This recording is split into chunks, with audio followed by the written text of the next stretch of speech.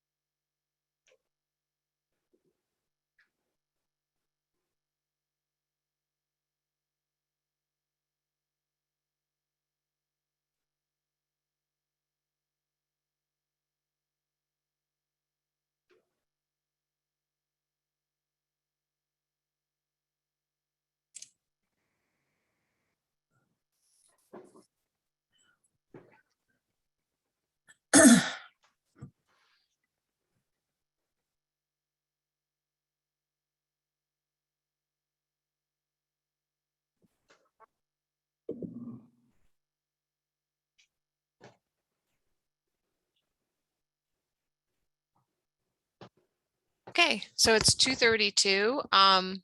We should get started. Jeff, I did make you the host, so you're able to share your screen whenever you want to start doing that. Welcome and good afternoon, everyone. I'm Jen Saponis from the Capital District Transportation Committee. Welcome to our first focus group meeting for the Capital District Smart Communities Toolbox. Today, we're going to focus on traffic and parking management. And really the purpose of the toolbox is, and these focus group meetings is to see as new technologies or ways of collecting and using data to inform our decisions related to traffic operations, to infrastructure, to safety. As these technologies emerge, we want to make sure that CDTC is playing a role that is helpful, that is either filling in the gaps or, providing guidance where we can, and to see what technologies communities or organizations are looking to implement or would find useful. What are the barriers to implementing them? Which technologies make the most sense for your community and for the region and for CDTC to promote and move forward. So thank you for attending today, and we hope that we have a good discussion. And if as the conversation goes on, you want to prefer to use the chat box, you can do that. Someone will monitor that. But I'm going to now hand it off to the consultant team led by Martin Hall. Thank you very much, Jen. I'm just going to introduce the project a little bit here and then pass it along to Jeff Randall to talk a little bit more in detail about today's agenda. So let's see, next slide. Basically, some of you have already seen this, but the way the project is progressing, we started with reviewing existing regional plans and smart transportation implementation programs around the region. Moved on to smart peer city best practices. We're still working on that to some extent, but also using that to form one of the bases of our draft toolbox for the capital region. And then the third task that we're working on is what we're doing today, so public outreach and focus groups with key stakeholders. That and the peer city research and some of the other research we're doing is going to result in our draft community recommendations, which will pass around for review and finally come up with the final set of recommendations, the actual toolbox, what we'll propose to help our municipalities and agencies and others who will be using the smart communities toolbox in the capital region. Next slide. A quick definition of smart communities. It's To read from our definition here, which came from Technopedia, it's a designation given to communities that incorporate information and communication technologies to enhance the quality of urban services. So really doing that data collection that a lot of the new technology that's out there, a lot of the smart technology, the Internet of Things sort of approach to urban infrastructure and urban services, using that to improve the delivery of services, putting the services where they should be, making them as efficient as possible, making them as environmentally friendly as possible. But I think an important part of this definition is down the last sentence there, where it states that the overarching aim of smart communities is to enhance the quality of life for its citizens. So ultimately, it comes down to making city services work better for the people who live there. Next slide. And for the purposes of our study, we've divided smart communities up into 7 focus areas: non-vehicular mobility, traffic management, energy and infrastructure, parking management, smart transit, connected and autonomous vehicles, and electric vehicles. Focus here is on transportation. The CDTC is primarily a transportation planning agency.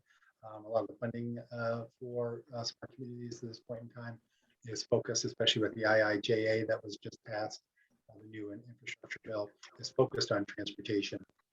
And that will be the focus of our work as well. So today we're going to look at 2 topics: traffic management and parking management, 2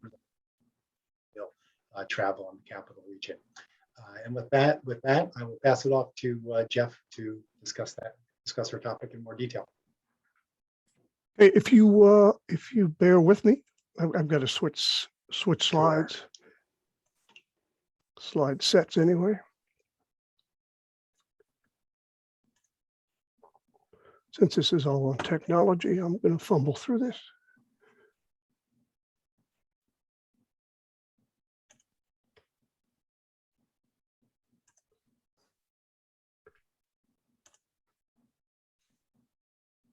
All right.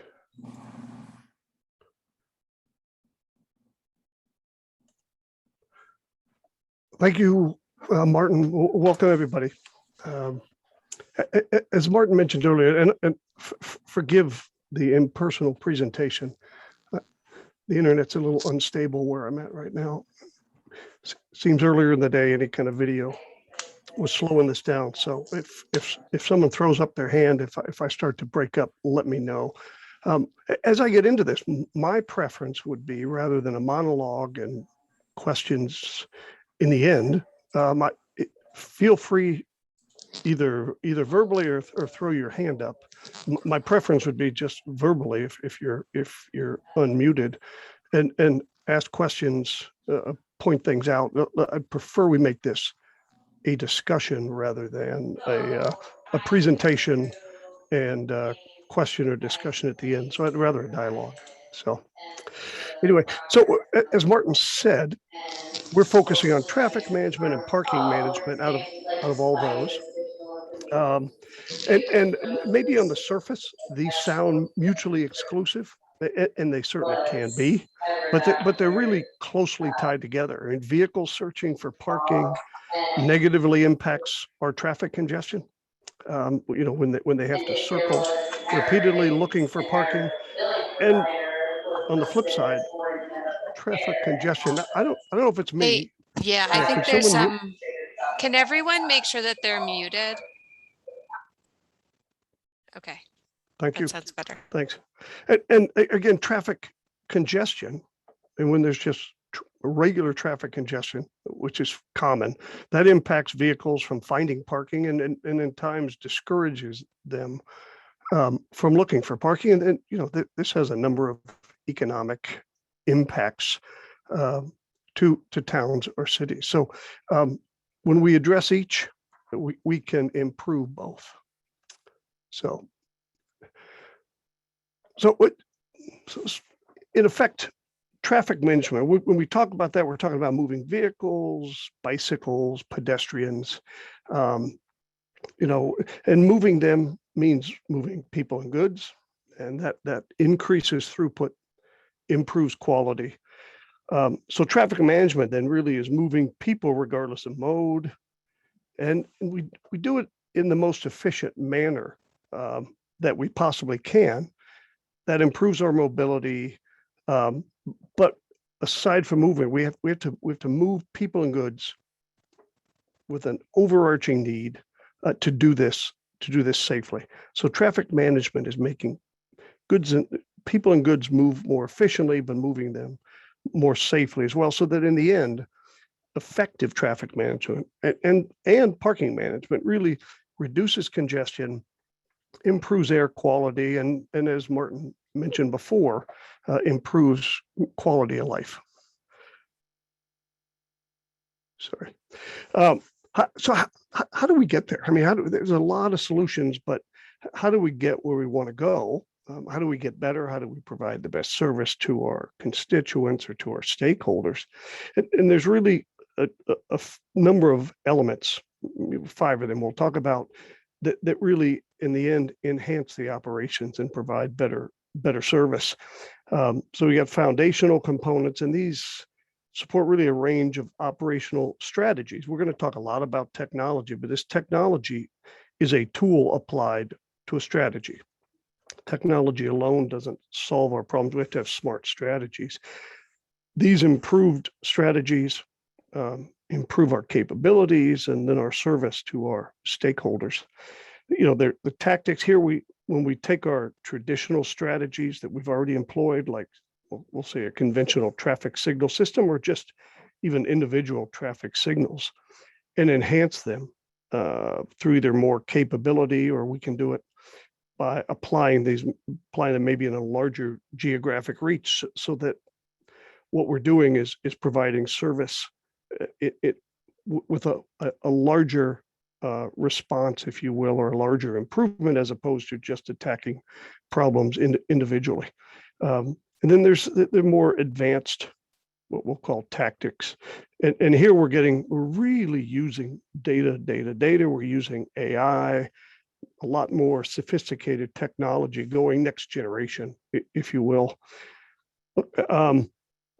Those sorts of systems, they can be managed dynamically and proactively. There's technology today that allows us to predict, at a cost, mind you, but predict how the surface or how the network is going to operate, and allows us to, through some decision support systems and things like that, which I'll talk about, allow us to get ahead of the problem before the problem gets a lot bigger. And then, frankly, there are minor low-cost modifications that can be made to our systems, without adding lanes, without a lot of infrastructure. And then, down the road, there's leading edge or even bleeding edge technologies that we'll touch on that can support what we'll call a range of what we now call traffic systems management and operations. It's a federal highway terminology now for combining a lot of different things to attack multiple problems. And these things continue to emerge, and ultimately, we hope, enhance operations. So these components that we talk about, there's 3. There's operational performance monitoring, and this is, we'll call it information and data that we gather, and we gather a lot of it, but it's necessary for robust performance monitoring, data analytics, information management, and these support our decision making. So these include activities that can be run, say, from a traffic management center somewhere. It allows us to monitor the system in real time, and allows us to get information to travelers so that they can make better decisions, and in fact help us help ourselves. We can manage recurring situations. So in arterial management or surface street, that is, non-freeway, non-interstate, and traffic signal operations, non-motorized strategies for pedestrians and bicycles and mobility and safety. These are situations that we know are going to occur. They recur all the time. They're the peak hours, morning rush hour, morning rush time, afternoon, midday. So we're able to manage those. And then some of the trickier parts, frankly, are what we'll call non-recurring. And these can be thought of as sort of non-usual, and they include things like when we have weather incidents or even a special event. So there's some parade, there's a carnival, there's something that we have to adapt to and manage, and even work zone management where we're addressing construction zones and that. So it's not just rudimentary everyday traffic that we've got to look at. So when we talk about managing traffic, we really talk about operations.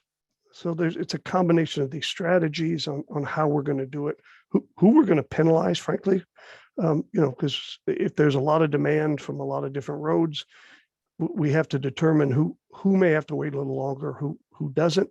So there's certain strategies that can be implemented, and these can address moving traffic. Sometimes they address trying to slow traffic down to stop them in towns. So people tend to perhaps decide, I'll pull over and shop. There's a number of strategies that are used throughout the country that sort of, when we refer to operations, but these operations, and this is traffic management and parking management. When I talk about this, these aren't new concepts. They're just getting smarter, and mostly through advanced technologies. And what we can do in the Capital District doesn't have to be bleeding edge. We can let others bleed, but there's a lot of leading edge tactics and technology that has very mature technology and application that's been proven in other places and can be can be advantageous in the Capital District. So I talked earlier about some of these other tactics, but if traffic was predictable, our job really would be a lot easier. Today's, and I'll touch on this, but today's traffic management systems really run based on kind of time of day or what historically has happened. So we say, okay, we'll run it this way from 6 to 9. I'm talking, primarily with traffic signal systems, and we'll run it a little differently in the evening with very little opportunity to modify itself to real-time conditions. But that's really the easy part. The hard part is when it's not predictable. So during special events, when we have, we may have sporting events or carnivals or parades, and those things we really can't predict, but we have to be adaptive to them. Same thing with what we call work zone or construction. These things are things that we have to maintain. They put a real strain on our network and our throughput, and with emphasis on work zone or construction and maintenance zones, those are real safety issues that we have to address through our traffic management system, not only for the travelers or the motorists or the pedestrians, but the workers inside there. And these strategies, can include things like coordinating road projects, addressing incident management when there's issues, when we close lanes, when we're rerouting traffic because we have roads closed, maintaining, changing speeds and doing speed zone management. And there's a lot of benefits in work zone. It reduces delay, enhances that safety, and the diversion of allows the network, if you will, to balance out, because not everyone is going to stay on that one congested road. So I talked earlier about getting more information out to travelers, and that's critical in this, when we have special events or work zone or even weather events. So when we talk about moving traffic, it's really, it's vehicles, it's pedestrians, and it's bicycles, and we do that through traffic signal control. So, the goal in doing this is to do it more efficiently. That's it, improve the throughput, reduce delay, reduce stops. And if you do that, we're going to do it more safely. It's just like on the freeway. Speed isn't the danger as much on a freeway as it is the variance in speed. That is, the people going really fast and the people going really slow, and the turbulence that creates. It's the same thing on an arterial or surface street that goes through a town. If we can keep traffic moving and stop less frequently and wait less, then we're going to be able to more efficiently move traffic and more safely. We're going to be able to move pedestrians and bicyclists safely as well. What we need is real-time situational awareness of our conditions. And that's what some of the newer traffic systems that I'll talk about give us. So they're giving us real-time information so we know when things are bad. And before we divert someone to another road because a road is bad, we'll know on that other roadway what the condition of that is so that we can give effective information to the travelers. And this is, again, we're talking about data, and performance measurement, which I'll talk a little bit about as we go on. But performance measurement is reasonably new in that we can tell how well we're managing traffic without seeing it necessarily in real time, and it's also good for taking that data and using it for future planning as well. So there's a lot of discussion about what is called adaptive traffic signal control. And those of you, maybe a number of you on this conference who know about that or have heard of it, but that's sort of what we'll call the state of the art in traffic signal control.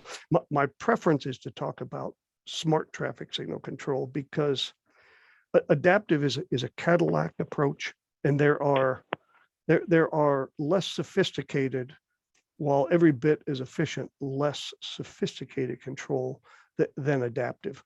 But those of you who are familiar with adaptive traffic signal control technology, that's what I'm going to refer to as smart. So the difference in what we do conventionally today is with smart traffic signal management, we can adjust the timing as things change.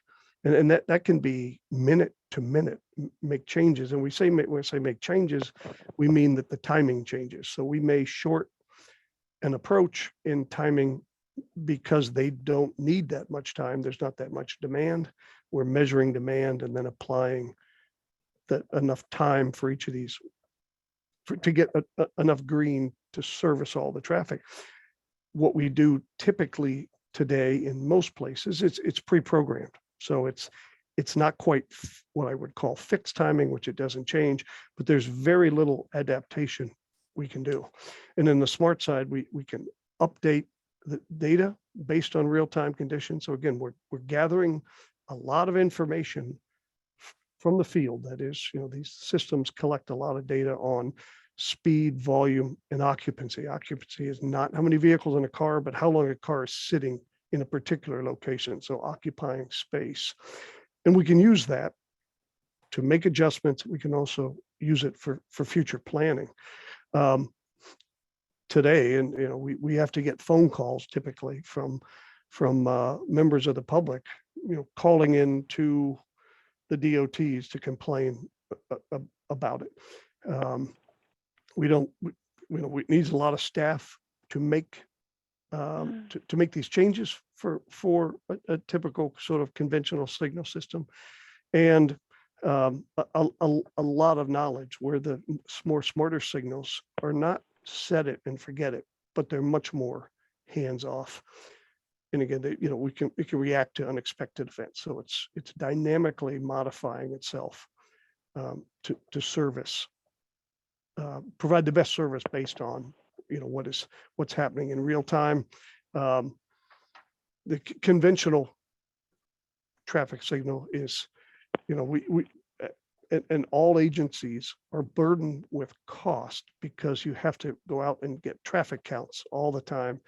come back and run programs and then go out and change your timing plans. And that can, a lot of towns and municipalities, even the state, can only do that luckily every 3 years, usually typically 5 years. So a lot of these conventional traffic signal systems are really kind of running on sort of old information, where the new ones can update as they go. So again, it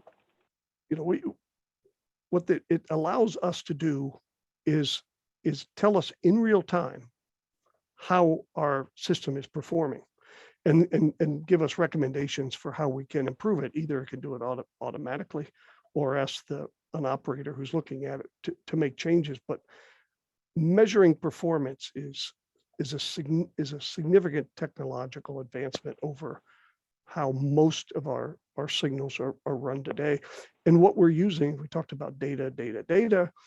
We use a lot of in the new smart signals, what we call third-party data. So your Google data from Google Maps or Waze. When you use Waze, all that information, it's spitting back to you. And when you're in the car, telling you, hey, there's a slowdown ahead. Well, that kind of data can be pulled into these systems, so we don't have to, like we do today, put out a ton of infrastructure, cutting loops in the road and doing other things. We can merge a lot of this other data to give us a lot more information.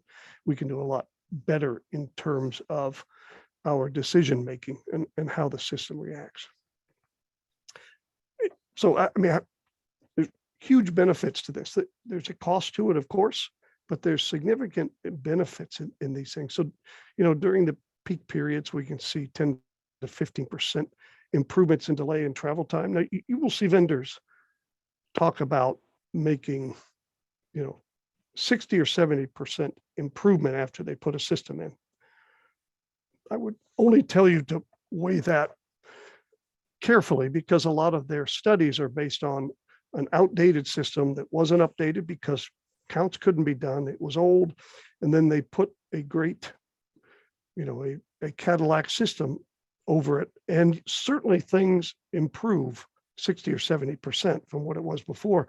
But one could have just improved, updated their timing, or put a less sophisticated system in, and gotten 60 or 70% improvement on top of that without buying a Cadillac. I'm not at all suggesting here that that you shouldn't look at what might be a Cadillac.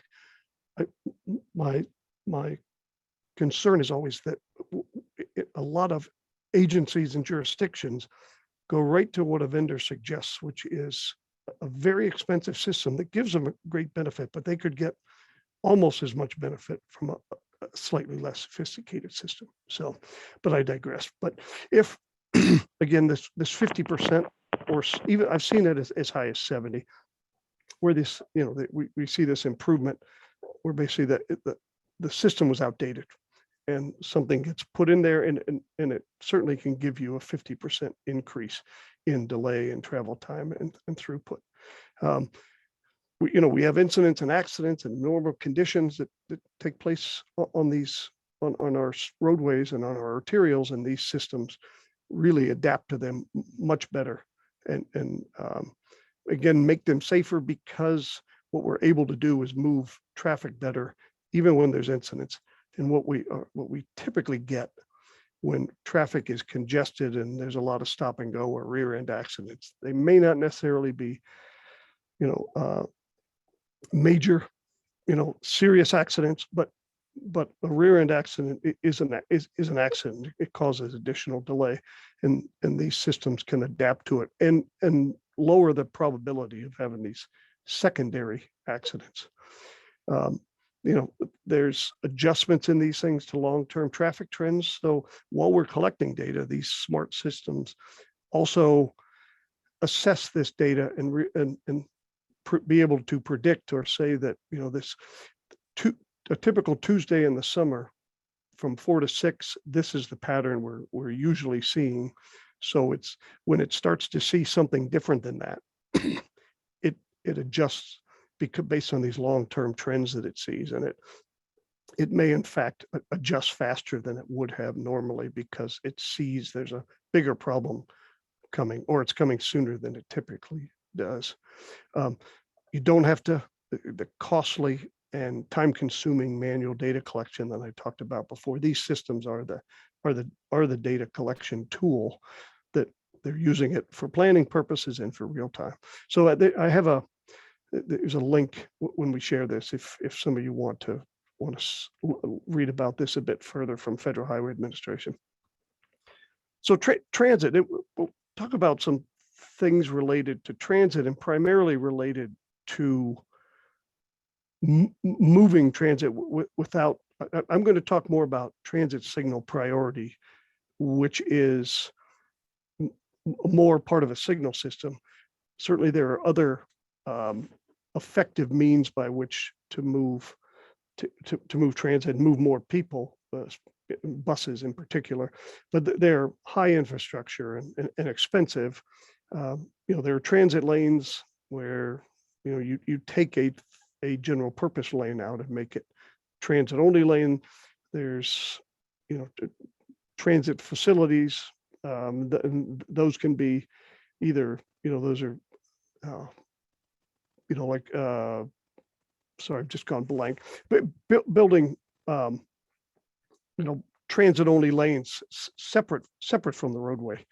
You can put buses on the shoulder or restrict parking, and some of these are TDM or traffic demand management initiatives and not necessarily technology, but you can restrict parking at certain times of the day to run buses. That's a strategy. And then there's certainly the financial incentives that one can apply for to move people to transit. But let me talk about transit signal priority, and that's something that is a sort of a function or capability that sits in a traffic signal system. And what it does is it gives priority to transit vehicles, not preemption. So not to confuse this with a fire truck or an ambulance that can use something called preemption that allows it to actually turn their signal green as they're approaching it and stop the side road. This is priority. And what it does is just changes the timing a bit in order to give preference to buses. So there's typically equipment that rests on the bus and equipment that's in the field or on the street, but it allows the bus to request priority if it's behind schedule. So and when I say request it, the bus doesn't, this isn't something that physically has to be done by a driver, but what the system can do is see where the bus is based on time of day, and that is that bus behind schedule because its next stop is 2 minutes away and it's 3 minutes from that. It can actually give it automatically. The system is smart enough to take that bus's location, know where it's at, and then make changes to the timing in order to allow that, give that bus priority so that it maintains its schedule. So it makes small adjustments to the timing. All the traffic controllers, and those are the computers that sort of sit in those silver boxes on the side of the road, most of those modern controllers have that in them. It's the buses that have to be outfitted, and these are fairly sophisticated in the fact that you certainly can apply different strategies and rules in order to give certain priority to certain buses. So they're quite sophisticated. I won't go through all of this, but there's different things it can do. It can extend the green again if we see that if it determines that it's late, it can do reallocation of the green. So it changes how much green time it gets without extending it. So the difference in those two is that it may come up a little early. There's something called red truncation. So that typically stops the side road And there are some safety rules involved in that. You can do upstream green truncation, so in advance, not just the intersection it's approaching, but be able to make adjustments further down the road. Phase insertion, these are fairly uncommon, these last couple, but it basically adds another phase. And a phase, if you will, if you think of the green going north and the green going south and the green going east and west as different phases, even the yellows and reds associated with that's a phase. So what it might do is add an additional phase to something, or change the sequence, because if the next phase up, for instance, is a left turn only, and there's a approaching transit vehicle that has to get through, then it may in fact not bring up that left turn phase, but in fact bring up just the through phase so they can get through. And that's the phase resurfacing is somewhat similar. And some of these can be done in mixed travel.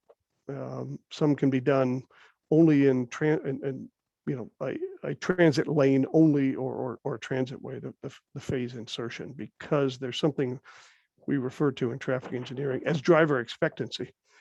And that's where you sort of this intersection, and you're sitting in the left turn lane, and that phase is coming up next, but it doesn't. So there are certain things like phase insertion you want to have not in mixed travel lanes. So, I mean, these things have concerns that have to be addressed, and then a lot of these, and this is traditional transit planning, bus transit planning is, do you want near side or far side stops? Because that impacts the effectiveness of the system.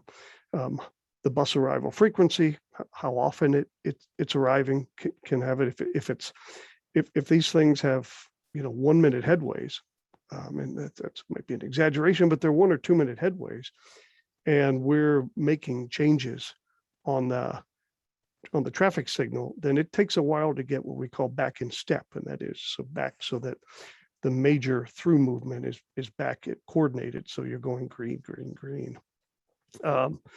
The support for transit signal priority varies by vendor, and they're typically, these things are put on with adaptive signal control.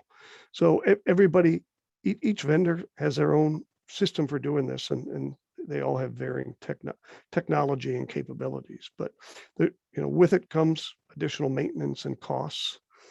And then in our business, there's standards, versus vendor specific. How can I, there are communication standards.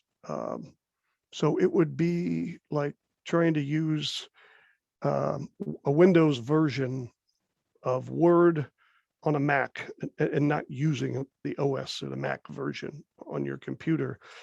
Some things are vendor specific, where there are others where there are standards, so that if it meets these standard protocols, then you're not locked into a particular vendor all the time. So a particular traffic controller vendor may say, I only work with Acme TSP equipment on a bus, and you want to avoid that. So there are standards for this, and there are some manufacturers that build to a standard, but those are things you have to explore when you're looking at these. So parking, I am just motoring through here, and I haven't given anybody a chance to say anything. So if anybody wants to say anything, say that now while I catch my breath. Otherwise, I'll continue on, if that's okay. Yeah, and Margaret will provide a discussion afterwards as well. Okay. All right. Or I will take silence as you are asleep. All right.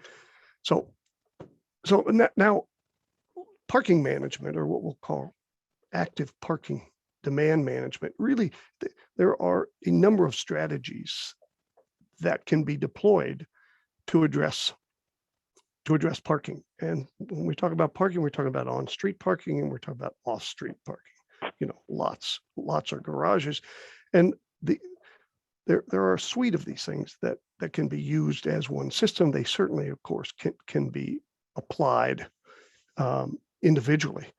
But to solve demand in most towns, there's some things we know, and that is that typically on-street parking in the high demand areas or high demand times are fully occupied. And it appears as though it isn't sufficient because it seems as only in looking at the on-street parking that's all that's available, when in many cases there's off-street that we just don't know about. So this circulating traffic that I talked about, people constantly circling blocks looking for a space, really becomes a problem with traffic density and traffic management. So this is where these two are not mutually exclusive: traffic management, parking management. So a lot of the off-street parking, they're not completely used or occupied for a number of reasons, and that we won't even talk about price. But it may be that travelers don't know that they're there, or number two, don't want to risk getting up into a parking garage only to find out when they get there that there's no spaces, and they go up 5 floors, have to come back down and keep searching. So a lot of they're not completely used and occupied. Certain fees, parking fees or tariffs, whatever you want to call them, aren't necessarily charged or don't reflect actual demand. So there's dynamic pricing for parking that are not unlike, dynamic HOV lanes, like going over the Tappan Zee or other places where you pay a different price depending on the current demand or availability. Unauthorized parking and no parking zones is a real impact to traffic. And that's, again, because either there isn't enough parking, it's not utilized, or enforced, because enforcement plays into this as well. That increases the traffic flow because people just, park, they park in no parking zones. So they may in fact park in a transit loading zone because they're just running in because they can't find available parking. We don't have a lot of information on parking occupancy and demand, because one, we just like counting cars to do traffic management and look at your traffic signal systems, we don't do a lot, or can't do a lot necessarily, of parking studies to see how our parking's being used. There are strategies for long-term and short-term, and in places, those aren't necessarily in place. And none of these, mind you, I am not suggesting these are capital district issues. These are just things we know affect our effective parking management. So if this sounds as though I'm saying we make all these mistakes, I hope that it doesn't come across that way. And we're not using this parking management data for improved traffic control because we can do that. Well, we can see what the occupancy or changeover, especially in on-street parking, that can be used in order to sort of set our base timing plans. So those things come into play, and that's how these two are, again, a little sort of tightly integrated, if you will. Maybe we should move on to Margaret's kind of led discussion session, just to try to talk. Sure. Jeff, did you have any wrap-up comments, or really, I just like to ask some questions and get people to talk to us a little bit about what they've tried, what they are planning to try, what they've thought about trying, what and so that we can frame a toolbox that gets you resources and answers and estimates that will help you move forward. So I guess I'm curious to start out with if any of the participants are in local municipalities or from other organizations that have to manage traffic and parking. If you've already put in place smart mobility improvements in these areas. that you could tell us about? Yeah, this is Calvin from CDTA. I take it that most of the folks here already know, but we have TSP systems in all our BRT lines. The transit system priority. Yep. Okay. Who else? Who else has put their toe in these waters and gone to? You can either just speak out or raise your hand, either way. Yeah, this is Tina from Saratoga Springs.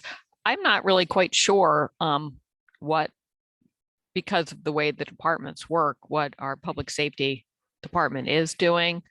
And they just, I'm working with them on a project grant, and they were talking about like a traffic management system. And frankly, I don't know who in the city views that. I don't know who controls it. I don't, I don't know how you get access to it. Is it something the police department looks at? So I don't know if that's similar to some other cities, but there just seems to be Some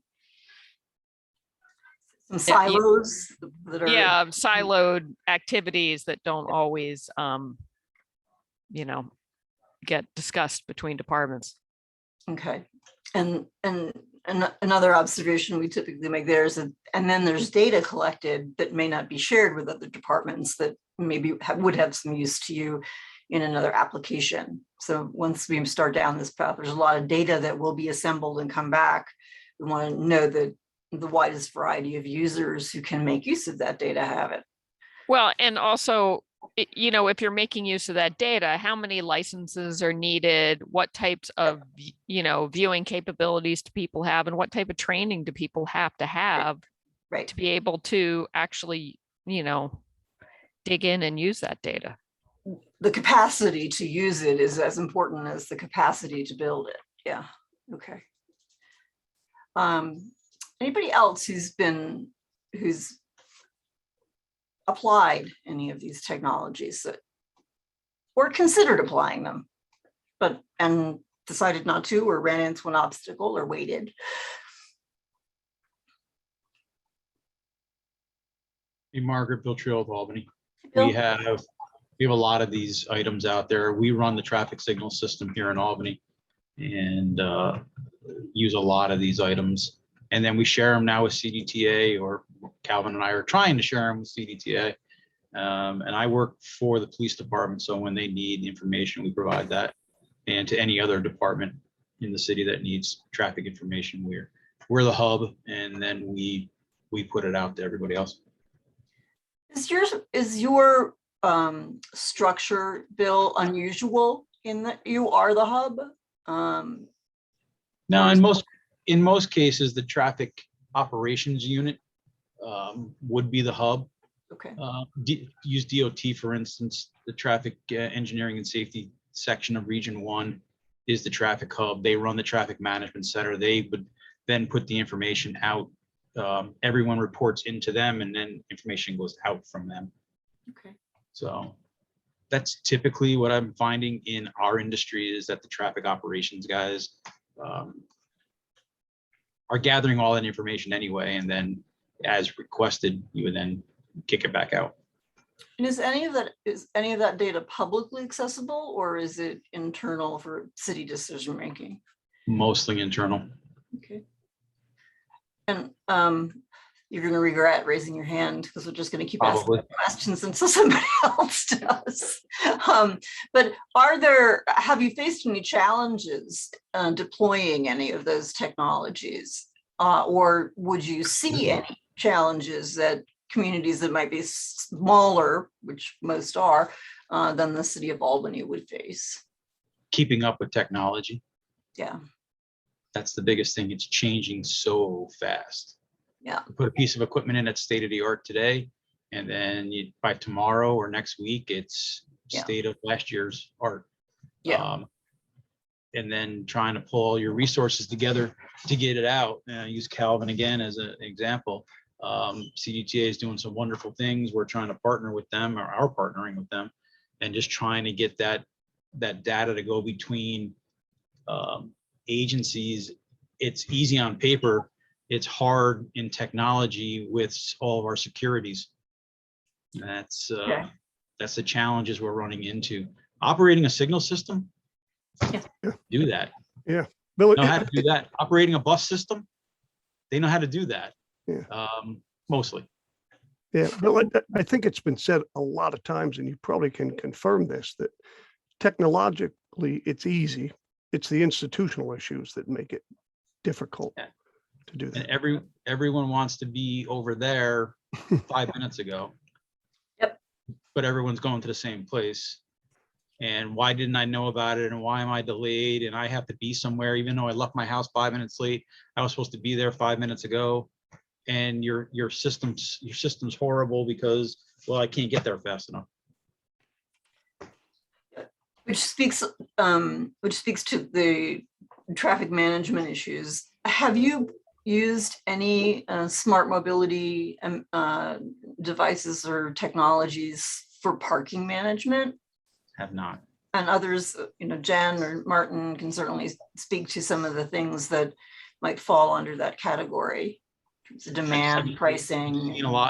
I've seen a lot of it out there, but we've not. Most of what I've seen in my travels has been, not that I travel that much, but in my travels has been in parking garages where it's easier to capture the product, the number of spaces, and then the and then we go from there. How about others? Anyone else dealing with? Hi, I'm Chief Harrigan from Scotia PD. I'm the chief in Scotia, New York. It's a smaller jurisdiction. We just manually control the signals when we have issues. We have lots of traffic come through. The technological advances, I've always liked them. It's really, I think a lot of times is the politics and, getting these things instituted that will actually work and be effective. I know the city of Schenectady, we have some LPRs that we use in conjunction with the city of Schenectady. I really like them from an investigative standpoint. The traffic cameras and some of that other stuff we don't have at this point. So we're just looking at different ways to effectively manage our traffic issues here in the village.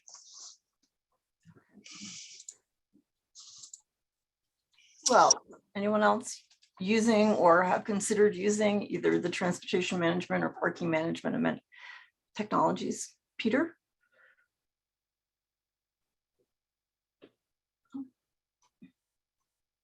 If you haven't started down this path, could you help us build on what some of the others have said about cost and the continual improvement of technology is part of the question for some communities, that it's just too expensive, that we're not going to have the capacity, that we'll need to replace it in 2 or 3 years, don't really know when to pull the start button. We're just trying to get an idea of what obstacles you might be facing and see if there's a role that CDTC and other agencies in the region can play to help you overcome those.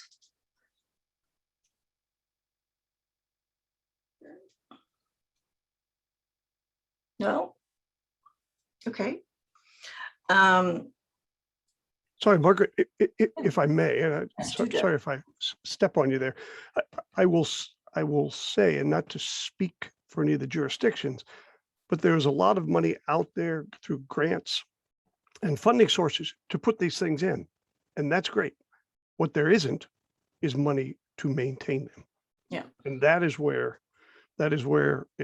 you make a significant investment, and when you can't maintain it, you've in effect wasted a lot of capital funding in order to do that. So maintenance maintenance and operation is always an issue for jurisdictions, large and small.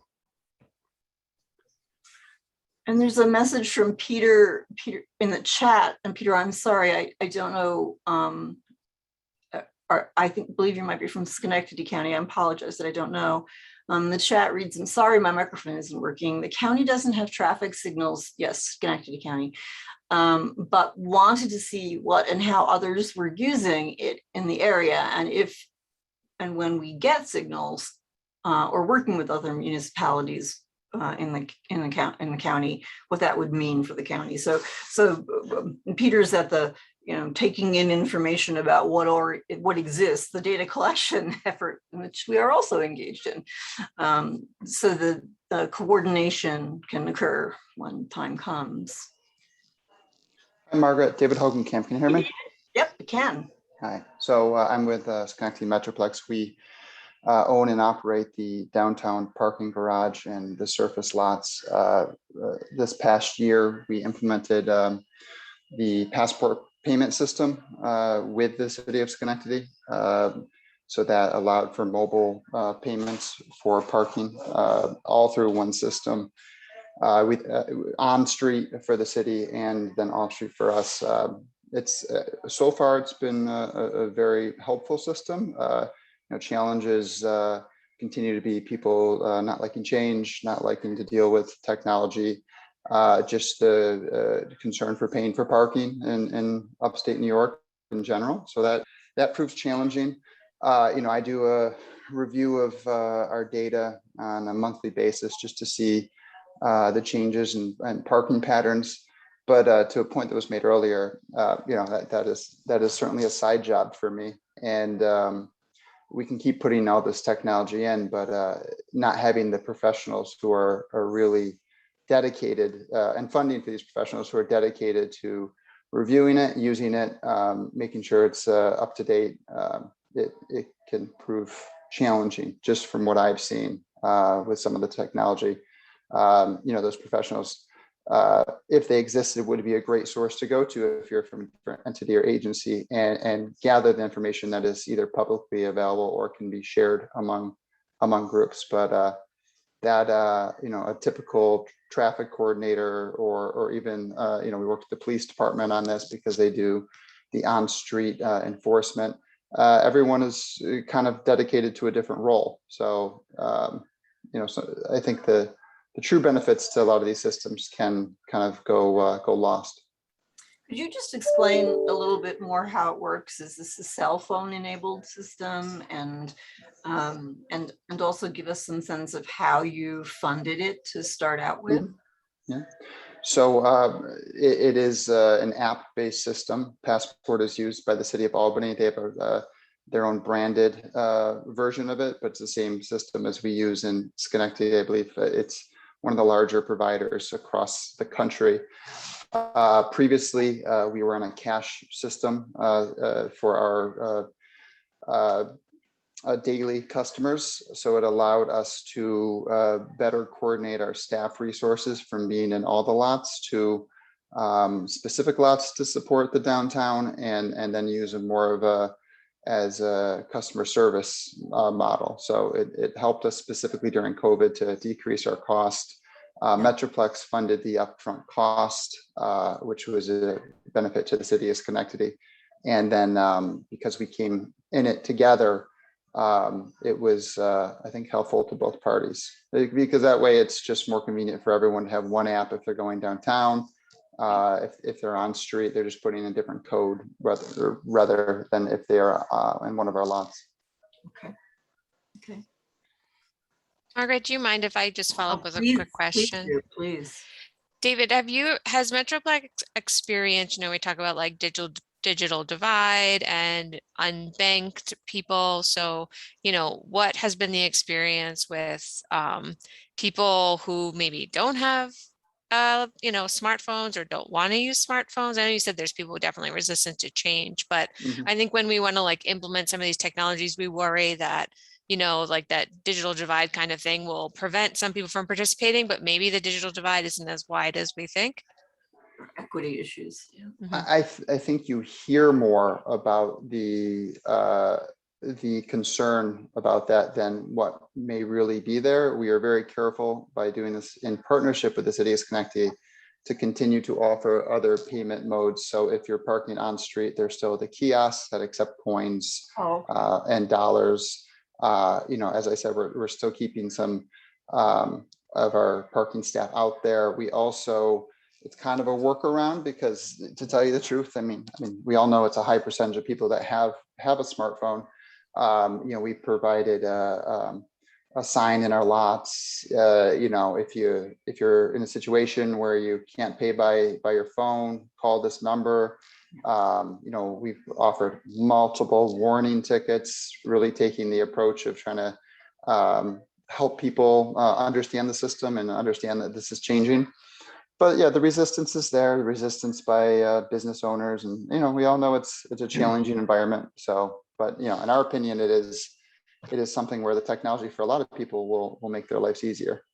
Yeah, so you're still seeing the payments then mostly by phone then, even though you still have those options? Majority? Okay. Absolute majority is by phone. And we've also used the passport system to get away from hang tags for our monthly customers and, really identify other ways to use it. Talking with the city of Schenectady, it would be a really a terrific system if they wanted to do more resident parking within certain neighborhoods that have more residential uses. So the technology really offers you a lot of opportunity there. And as I said, it's finding the will and people who also have the time to really dig into that. Yeah, David, I'm sorry, I didn't quite catch it. It covers both Metroplex lots and garages and street. Martin, I got the first part of your question. I didn't hear the second part. Yeah, it covers the all off-street parking. So parking garage, our lots, and then also on street for the city of Schenectady in the downtown area. They have not, they don't charge for parking outside of downtown. Right. But as you point out, it could potentially be used for permit parking outside of downtown. Oh yeah, around hospitals or around universities where you have a lot of daily, what would be monthly users. My understanding is you have to go to you get state approval to be able to do a monthly parking system. But right, again, like yeah. But that opportunity is there, and I think it would be a better situation for a lot of people. Okay, thank you. Are any of you familiar with communities or from communities that are dealing with updating zoning or other code where parking policies come into play? And are there things that you're grappling with that that we should understand in terms of that policy and land use application of these types of technologies?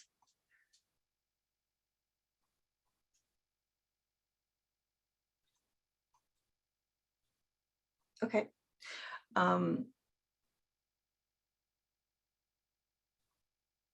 We appreciate the comment about from Chief Harrigan about Scotia. Communities in the region are of very different sizes, and capacity is obviously seems like it's an issue even at the largest scale of community. Are there any other observations we need to be aware of apart from cost and staff capacity for small communities about the complexity of these systems, or what is the most important data that you don't have that you could use that would have the greatest impact on public safety or quality of life? Is there a first step that makes the most sense to support with outside financial resources, which, as Martin said, there and Jeff said there are more coming. Perhaps not so much on this issue, but some of the other issues that we're going to do focus groups on. So if there are issues relevant to smaller communities, we would like to hear about those. Yeah, thanks. There are definitely, this is a major issue here just in the village. I think each probably municipality has its own separate challenges that we face. I think here in Scotia, we do, we're also on a cash system, and yeah, we definitely partnered with Schenectady on a lot of things. I think education probably about technologies, how they work, how how it can be beneficial.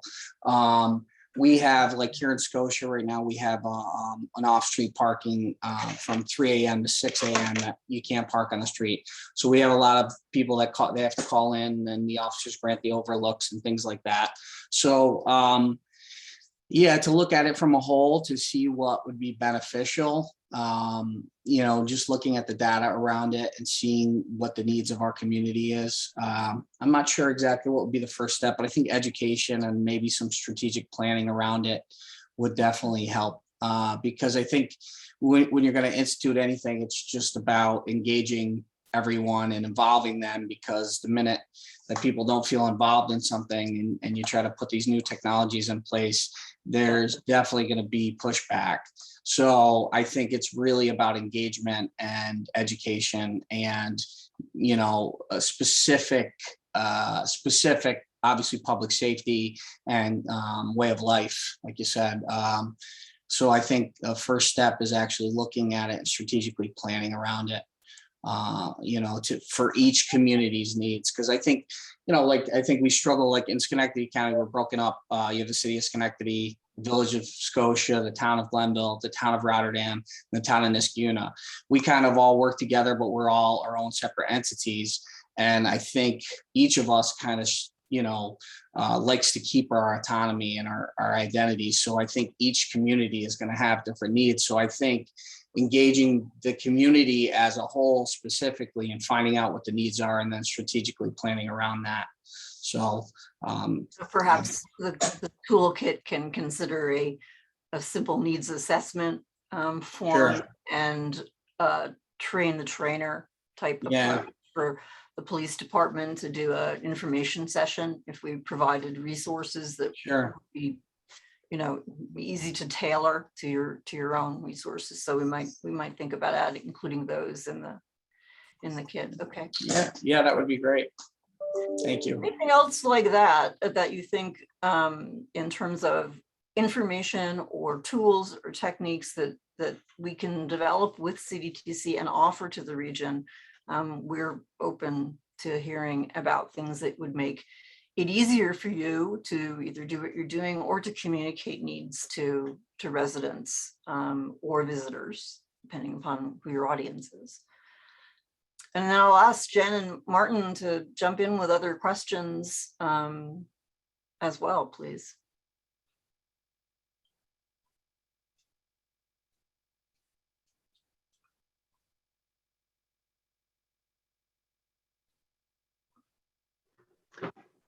I think one of the things that I'm thinking about as we talk about traffic management, and parking management too, to a large extent, is that there's kind of a previous step. I mean, we have to think about the places in the region where traffic congestion is actually having an impact on people's lives, which isn't everything.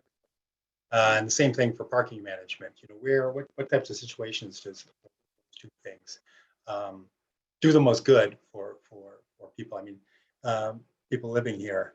And it seemed, you know, our downtowns, we've talked about Albany, we've talked about Schenectady, those seem to jump out. But, you know, what other locations are there? Central Avenue through Colony, maybe something jumps out at me in terms of maybe Yes. Traffic management, you know, various other places where parking management might be an issue. And I think that will to some extent lead us towards what kind of solutions, what kind of smart community solutions will work the best.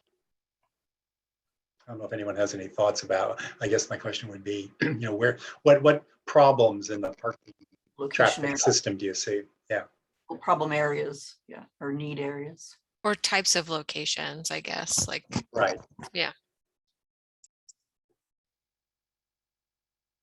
So, I mean, we would make some assumptions about, you know, universities, hospitals, areas where there are large institutional users potentially having unique needs. Are there others that we're not thinking of?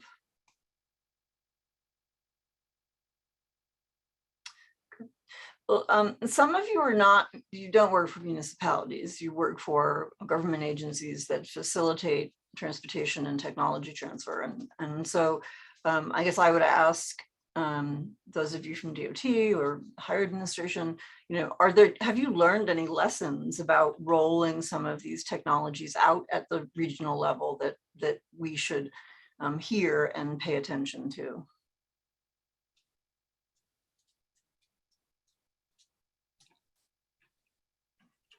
Or anyone who's working at like a university or doing research and has, studied or has experience with these. Well, this is Kate Lawson here. I would say, importantly, the ability to harmonize the data, especially when we have data, vendor-specific data coming out, figuring out, especially if you're timing your traffic signals and you're going to have several communities that the public's going to travel through or freight's going to travel through, thinking strategically and having those discussions with adjacent jurisdictions to come to an understanding what the data formats will be to make it as useful as possible in the region. And my organization, the Albany Visualization and Informatics Lab, we have the MPM-RDS platform for the DOT. So it would just be splendid to be able to incorporate a lot of these. I've been looking for intersection signal data for the last 20 years. And it seems like we're finally getting to that point where it's going to become something we can use. We had it from the University of Washington there years ago, but not making it difficult for those discussions after the fact when people have bought all their equipment and then they try to bring the data together.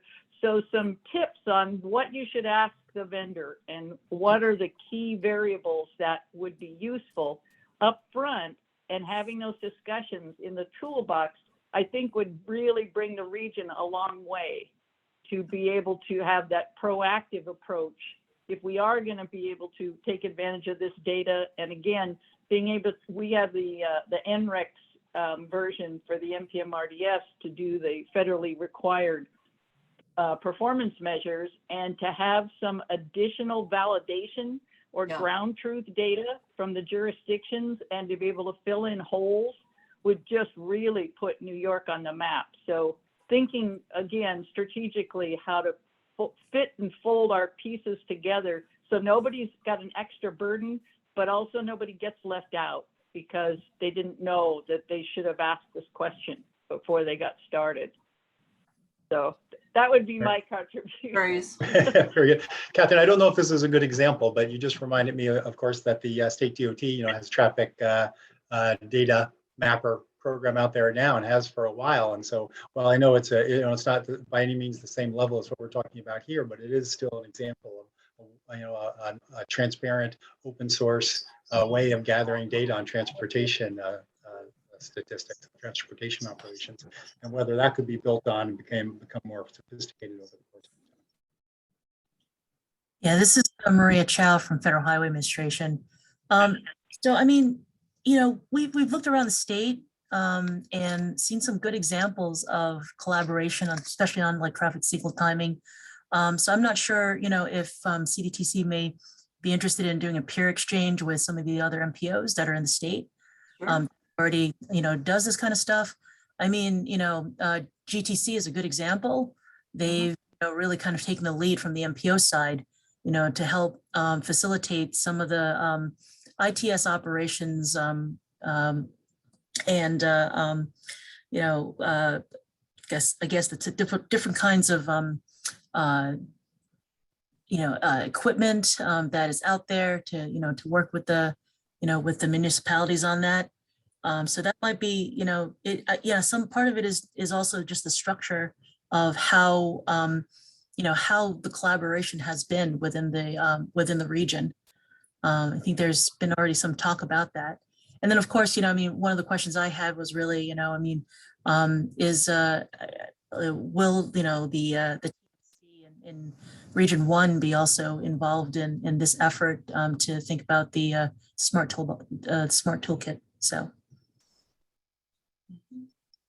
Thanks, Maria. Yeah, we have Region 1 folks like in our task force, and we've been in touch with them. We've had a few DOT folks on the focus group call today. I know some of them said they had to leave, but we'll definitely be including them and getting feedback from them. Yeah, and I mean, the other thing is that you've got examples, I mean, you've got, Buffalo as well. They do a really, really good job of working with, their university as well as their, as well as their TMC on managing traffic and also, traffic signal timing and other equipment, within the region. So, you got some great examples out there just within New York State that, you could, you might be able to tap into. I'm wondering if those of you who are on the government side have any information to share about financing or funding that might be available in the joint infrastructure legislation that's been approved that communities should be on the lookout for, or potentially regional funding that could benefit multiple communities. This is something that a lot of people are trying to get their heads around what actually is in here. But if there's any guidance or advice that anyone would like to offer, that would be appreciated. I mean, as far as like the fund sources that are available for, for the, for ITS operations and, and TISMO of any kind, it would probably still be the fund sources that, were in the FAST Act and, have, is also part of the IIJA or BID. And there's nothing specific that comes to mind that is new for this, for this area. But there's definitely an increase of funding overall. So I think the chances are good, if say, for instance, there was a coordinated plan, something that really talks about the future of transportation and how transportation is going to work. I know that this administration is very forward thinking and is very interested in, seeing new solutions for transportation. So, I mean, I encourage you guys to continue thinking, out of the box. Thank you, Maria. Do folks have any questions of each other? We know that Saratoga Springs has implemented some smart mobility advances and some other communities have as well. I don't want to leave you with unasked questions.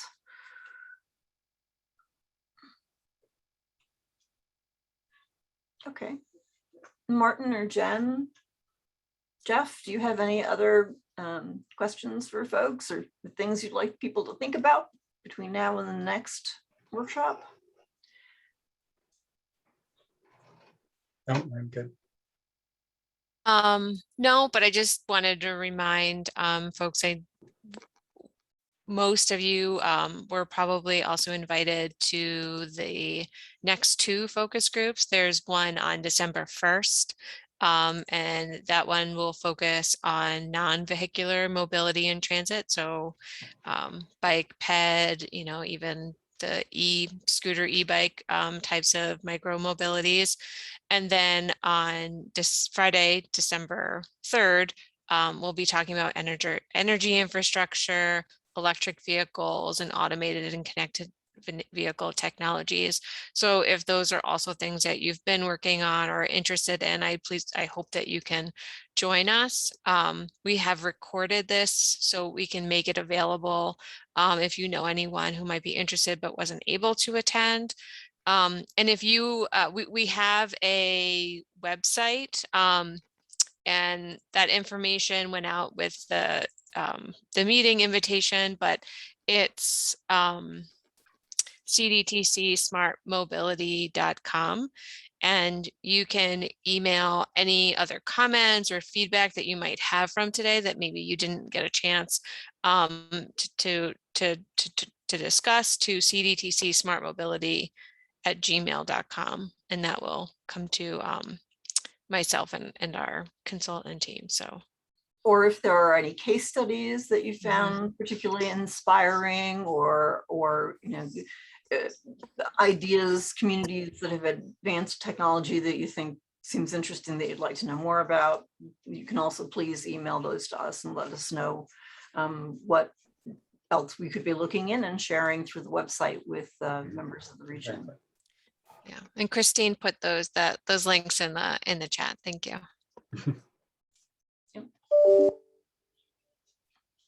Okay, well, I think I've gotten as far as we can get, but I would leave it to Jen and Marty to put us out the door unless there's anything else to say. I thank you all for this. It's very interesting and it's our first conversation, and please stay with us for the other two and more after that.